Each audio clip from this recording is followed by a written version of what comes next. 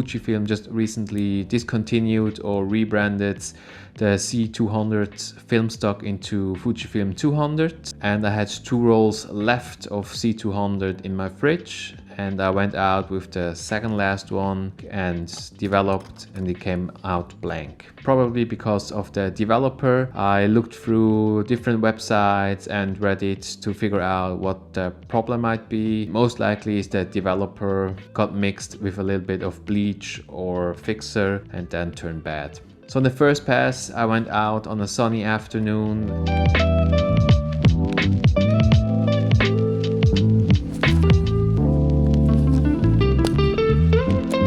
The second run, I went out really early in the morning. So the pictures that you see are shot with the Canon AE-1 Program.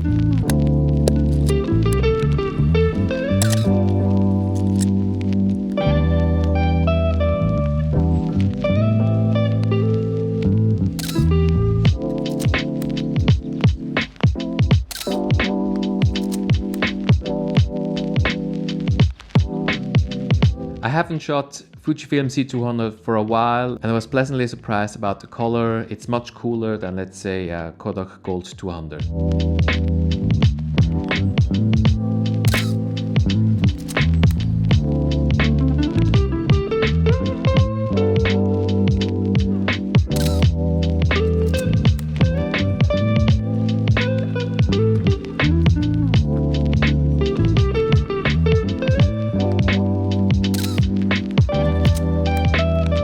So in these 2 images you see that was just after sunrise. You can see the sun rays coming from the left side and shining onto the buildings. And this scene was a scene that I didn't shoot the first time around. And the second time around I took the pictures at sunrise, so the sun just came out behind the trees and hitting the field with a golden shine.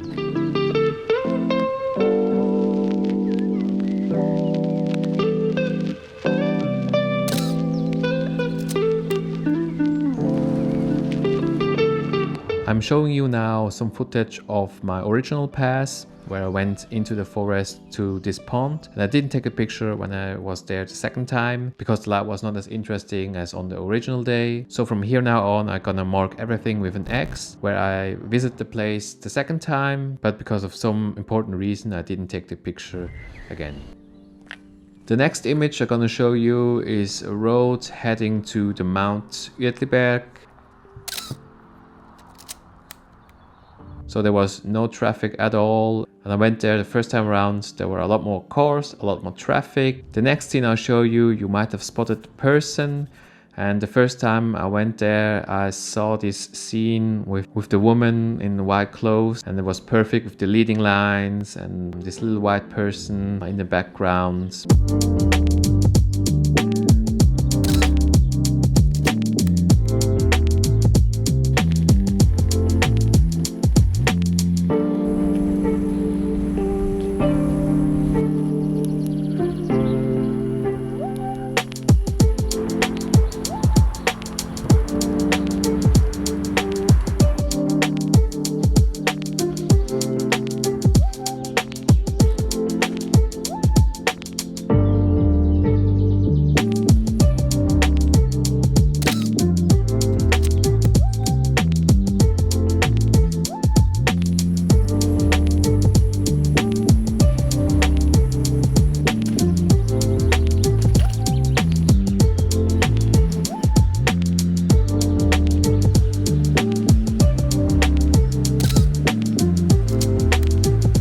On the day that I took the first pictures here, it was a bright sunny afternoon, and I wanted to try and test the Fuji C200, how it would handle bright and harsh sunlight. So I also took a very similar picture the next morning. In the image you can see a cyclist passing by with the morning light hitting him from the left, and I think this is a pretty interesting image.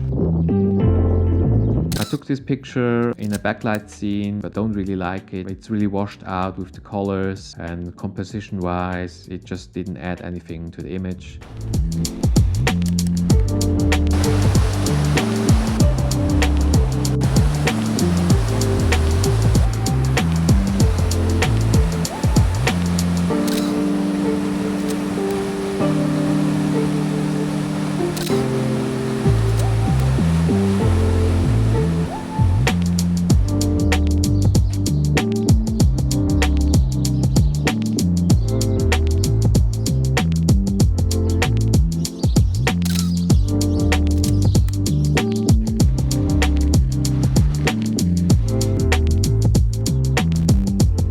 original pass, when I arrived at the allotment garden, there was much more going on, a lot more people, a lot more cars.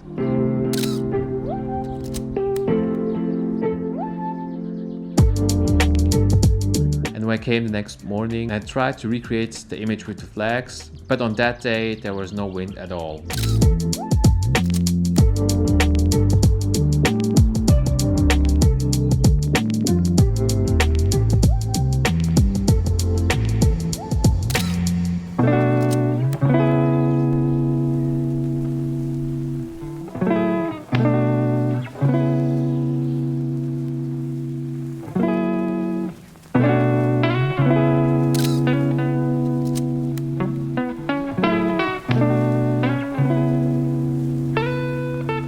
Here I rolled around to take some pictures of the stadium, and you might have seen that I have a polarizer on my Canon AE-1 so that there were less reflections in the windows.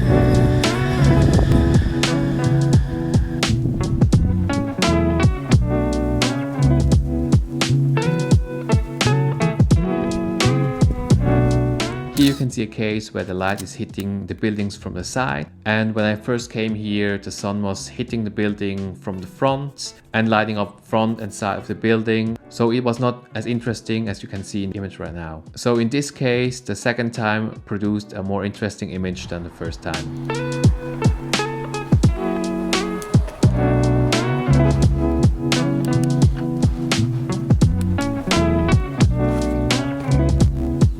So when we look at the scene, we see all the shades down, the orange and yellow ones. The day after, when I came back to this location, all the shades were up. So there were no sunshades down, and the scene was not as interesting as the day before.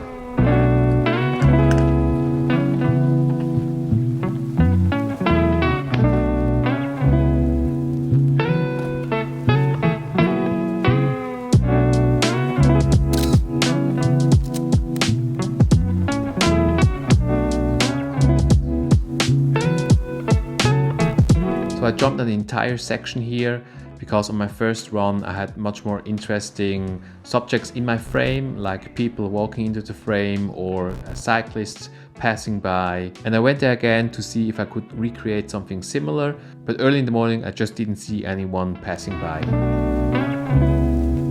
So you might get the impression that my redo resulted in better pictures because of the time of the day, but I found a case where the picture would have been better in the afternoon than in the morning. So if you look at the image, you see the moonflower is not fully opened yet, and the day before the flower was much bigger than you see right now.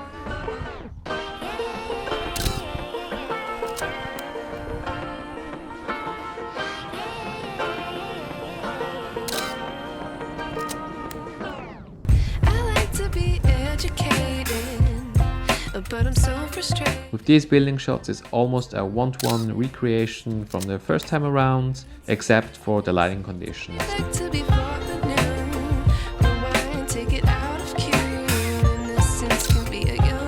So it was much harsher the first time around, and the second time around it was already like 10 o'clock in the morning, but not as strong as in the afternoon.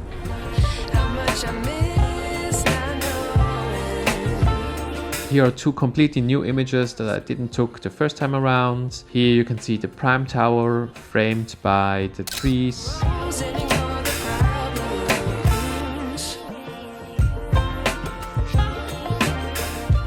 And here you can see the Swiss Mill Towers, also framed by the trees and with the grass in the foreground.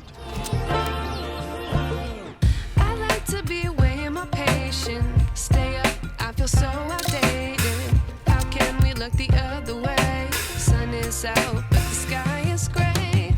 What would happen if I took a chance? It's always hard at first glance. And then for one of the last shots, I came back to one of my favorite viewpoints of Zurich and took a picture around 11 a.m. in the morning.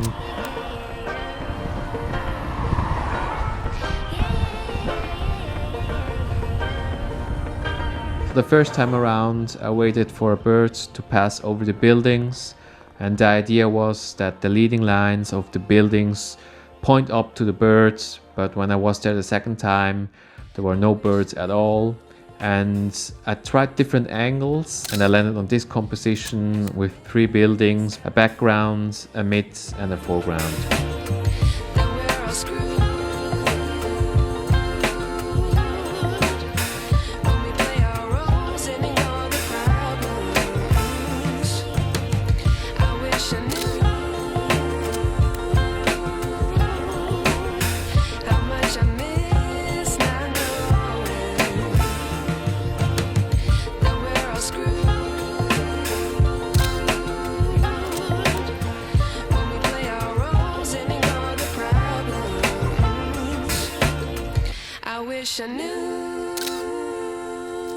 So what are my overall thoughts of Fujifilm C200? As I mentioned, I haven't shot Fujifilm C200 for a long time and had only 2 rolls left, and one of them obviously turned out blank. So to reiterate, I really like the color. I was surprised on how different the look of C200 is in comparison to, let's say, a Kodak Gold 200. And I think it's just a bummer that we lose another film stock. On some sources it states that Fujifilm gave the production to Kodak and Kodak produces the Fujifilm 200 and also Fujifilm 400. So I'm planning for a future video where I compare Gold 200 with the new Fujifilm 200 and maybe Kodak Ultramax 400 with Fujifilm 400. So that's it guys for today. I made the best out of the situation and thank you guys for watching, and I see you guys in the next one.